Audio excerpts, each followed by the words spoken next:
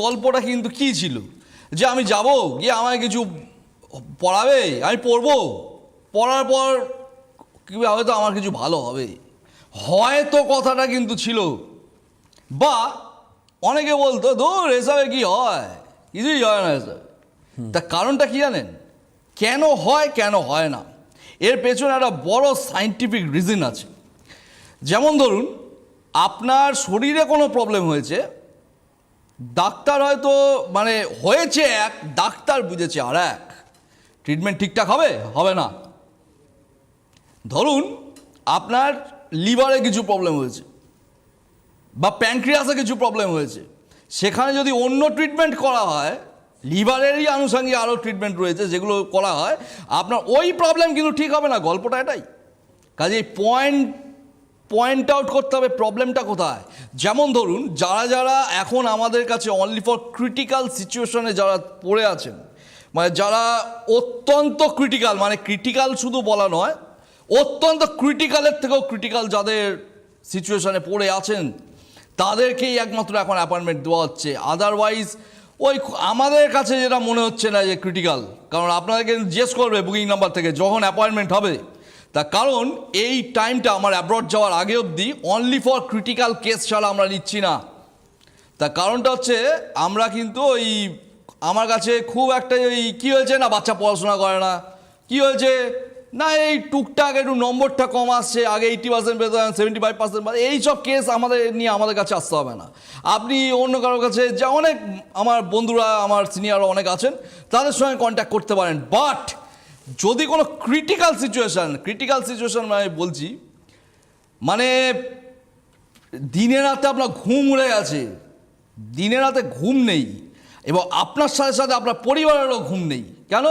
They all R tensed যে আগামী দিনটা কি আদৌতে আমার লাইফে আসবে, বা শেষ পর্যন্ত এই ব্যক্তিটি এই রকম ডিপ্রেশনের জেরে কোনোভাবে কোনো ভুলভাল স্টেপ নিয়ে নেবে না তো?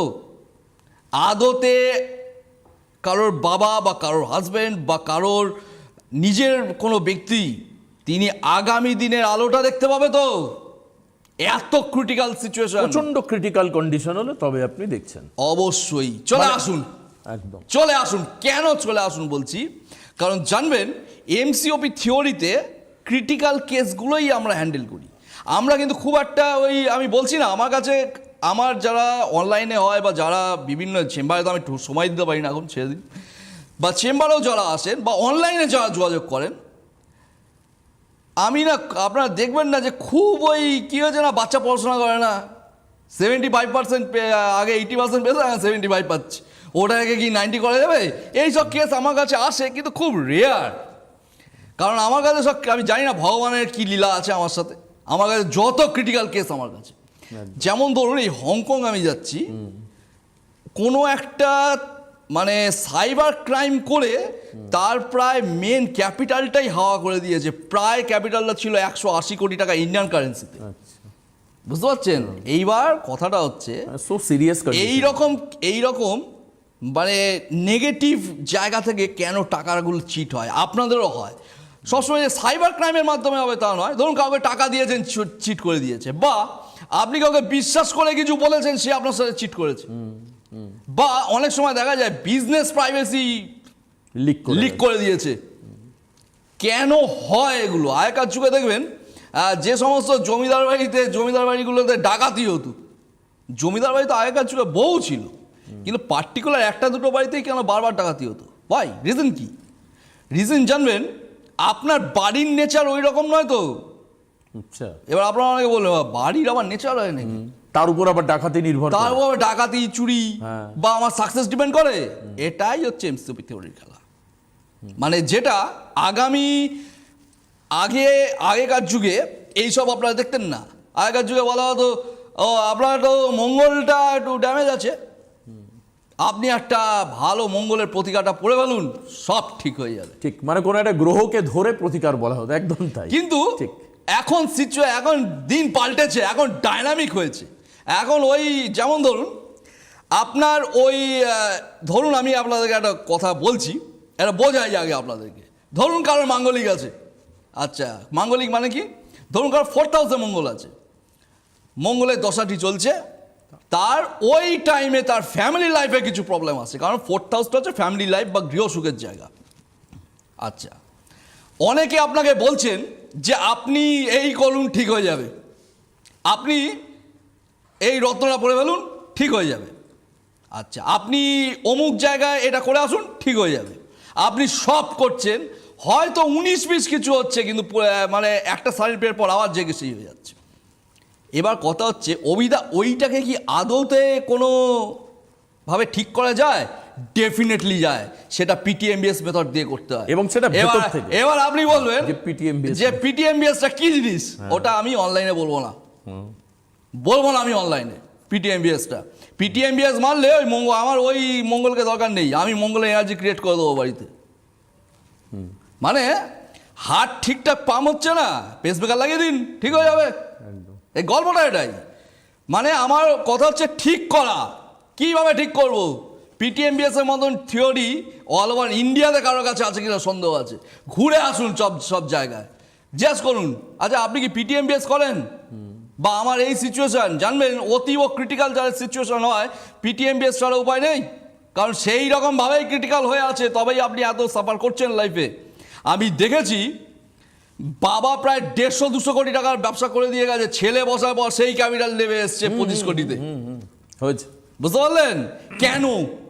কারণ যখন বাবা মারা গেলেন, যখন ছেলে বিজনেসটা ধরলো, তখন তার টোটাল রেভিনিউ ছিল কোম্পানির অ্যাপ্রক্স 200 কোটি টাকার কাছে। তো সেই রেভিনিউ কি করে পরবর্তী 5 বছরে 25 কোটিতে আসে? তার কারণটা হচ্ছে জানবেন, time, we all are control by the diagrams and we all are control by the timings. আমরা সবাই একটা পুতুল, আমরা সবাই খেলি, কাজে খেলাটা কিন্তু খুব ডিফিকাল্ট। ওই কিছু পড়ে দিলাম সব ঠিক হয়ে গেল, এত যদি ইজি হয়ে যেত তাহলে ভারতবর্ষে অনেক জায়গাতে এখনো বহু মানুষ আছে যারা দরিদ্র সীমার নিচে থাকে, তাই তারা সব বড়লোক হয়ে যেত। এত ইজি নয় গল্পটা। এবার আপনি বলবেন ওই দা এমসিওপি থিওরি করলে কি সেগুলো হবে? হবে, কিন্তু এমসিওপি থিওরিতে সব থেকে বড় রেমেডি হচ্ছে আপনাকে আমার কথা শুনে চলতে হবে। কারণ জানবেন এমসিওপি থিওরিতে আমি কেন বলি যে 30 দিন পর থেকেই বার করে নিয়ে আসবো, কত ক্রিটিক্যাল প্রবলেম আমি অভিশাস্ত্রী আমি দেখতে চাই। I want to see that, যে এমন কি সিচুয়েশন রয়েছে, এমন কতটা ক্রিটিক্যাল রয়েছে যেটা 30 দিনে আমার কাছে তার সলিউশন নেই মাস্টার লেভেলে। চ্যালেঞ্জ, এটা চ্যালেঞ্জ। কারণ কি শুধু চ্যালেঞ্জ নয়, এত বছর ধরে তো করে আসছি, রেকর্ড তো আছে আমার কাছে, একের পর এক এক্সাম্পল রয়েছে, এমনকি ফরেন ক্লায়েন্টদের আছে, আমরা পড়ে শুনিয়েওছি সেটা। ইয়েস। এবং কেন এমসিওপি এত অথেন্টিক একটা থিওরি, কেন, ওয়াই? তার কারণ জানবেন এমসিওপি প্রত্যেকটা থ্রিসিসের সঙ্গে সায়েন্স লুকিয়ে আছে। আমি সেটা বলছিলাম, বলছে কি দিয়েছিলেন উনি, যার কাছে গিয়েছিলেন, বলছেন উনি মা তারার ভক্ত, তো ওই কিছু জিনিসপত্র দিয়েছিলেন মা তারার।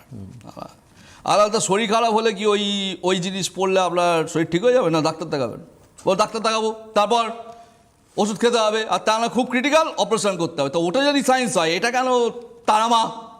একদম তারামা আছেন কোনো একটা জায়গায়, আমিও খুব মানি ওনাকে, কিন্তু তার মানে এই নয় যে আমি যা খুশি করে দেবো মা এসে সব ঠিক করে দেবে। নো, মা ওই গল্প শোনায়নি, আর একটা সায়েন্টিফিক সিস্টেম আছে। অবশ্যই সায়েন্টিফিক সিস্টেম ছাড়া আপনাকে বার করবো কি করে?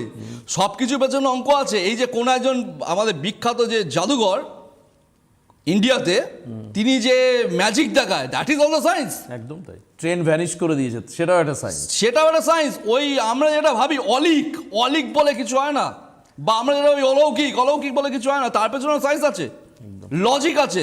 যেমন ধরুন এইটুকু একটা ট্যাবলেট, আপনার মনে হচ্ছে এইটুকু একটা ট্যাবলেট আমার এত বড় শরীরকে ঘুম পাড়াতে পারে না, আমি বিশ্বাস করি না, তা বলে খেলে কি ঘুম পাবে না? একদম পাবে। কেন? ওটা ঘুম পাড়ানোর জন্যই তৈরি করানো হয়েছে, সায়েন্টিফিক ক্যালকুলেশন, ওইভাবেই ওই নার্ভগুলোকে তখন শিথিল করে দেবে, আপনারা ঘুমিয়ে পড়বেন, গল্পটা এটাই।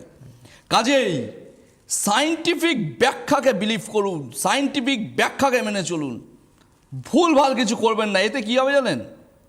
আপনাদের এত অথেন্টিক সাবজেক্টের প্রতি ভরসাটা উঠে যাবে। কেউ আছেন বলে